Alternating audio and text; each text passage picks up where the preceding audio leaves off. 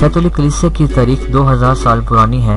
ये तारीख कलीसिया के ईमान के सफ़र की दास्तान बयान करती है, जिसका आगाज़ पेंटिकोस्ट के रोज़ मुट्ठी भर ईमानदारों के साथ यरूशलेम से हुआ और खुदा के फजल से जिनका शुमार आज 1 अरब 20 करोड़ से ज़्यादा है। इससे हमें पता चलता है कि माजी में किस तरह खुदा अपने लोगों के साथ शामिल हाल रहा और किस तरह उसने तारीख के सफ़र में उनकी रहनुमाई की।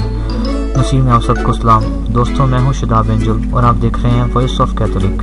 आज इस वीडियो में हम बात करेंगे कैथोलिक कलीसिया और इसकी तारीख के बारे में। और अगर आपने अभी तक इस चैनल को सब्सक्राइब नहीं किया तो भी वक्त है कि इस चैनल को सब्सक्राइब करें। कलीसिया यूनानी जुबान का लफ्ज़ है जो एक्लीन से निकला है, जिसके मायने हैं में से बुलाना। कैथोलिक के मायने हैं आलमगीर, यानी कलीसिया हर रंग, नस्ल, जुबान और कौम के लोगों को अंजील की खुशखबरी देती है और इसके दरवाजे सबके लिए खुले हैं। इसलिए मुकद्दस पतरस फरमाते हैं, तुम चुनी हुई नस्ल और शाही कहानत और मुकद्दस कौम और मिरास की उम्मत हो, ताकि तुम उसकी खूबियां जाहिर करो जिसने तुम्हें तारीकी से अपने अजीब नूर में बुलाया। मुकद्दस पतरस का पहला खत, उसका 2 बाब, उसकी नामी आयत मुकद्दसा। रसूलों के अमाल 2 बाब, उसकी 47वीं आयत मुकद्दसा में लिखा है, कलीसिया निजात पाने वालों की जमात है। और इसी जमात के मुतालिक मुकद्दस पौलुस रसूल फरमाते हैं, एक ही खुदावंद, एक ही ईमान और एक ही बपतिस्मा। इफिसियों 4 बाब, उसकी 5वीं आयत मुकद्दसा में। मेरे दोस्तों, लफ्ज कैथोलिक सबसे पहले इंताकिया के मुकद्दस इग्नातियन ने 107 में स्मरना के मसीहियों के नाम खत में इस्तेमाल किया। इसके अलावा लफ्ज कलीसिया सबसे पहले खुदावंद यीशु मसीह ने इस्तेमाल किया।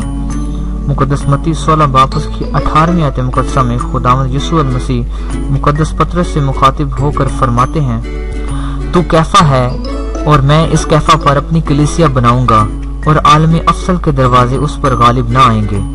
यूं खुदावंद यीशु मसीह ने मुस्तकबिल में कायम होने वाली कलीसिया की तरफ इशारा दिया और मुकद्दस पतरस को चट्टान करार देते हुए कहा, मैं इस कैफा पर अपनी कलीसिया बनाऊंगा।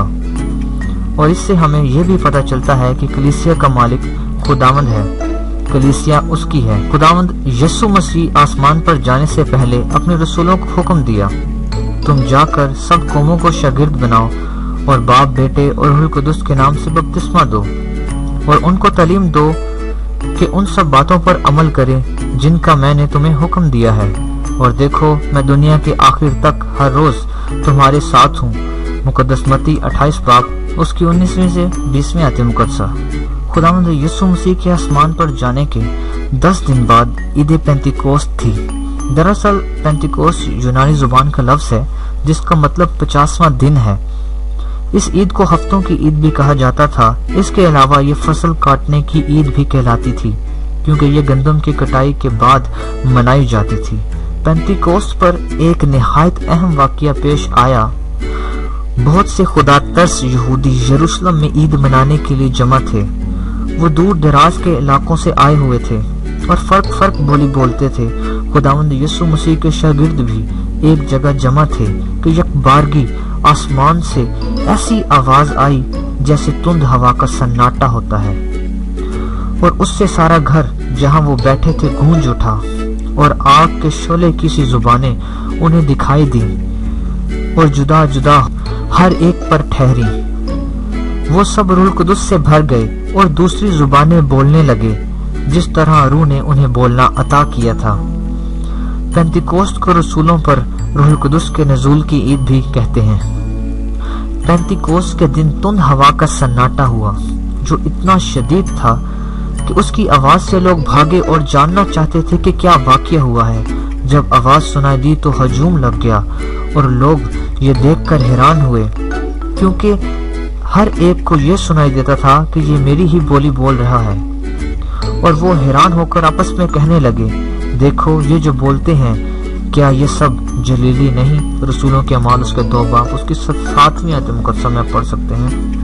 क्योंकि बस हम में से हर एक अपने अपने वतन की बोली सुनता है। बाज ने ठट्ठे से कहा, यह नई मैं के नशे में है।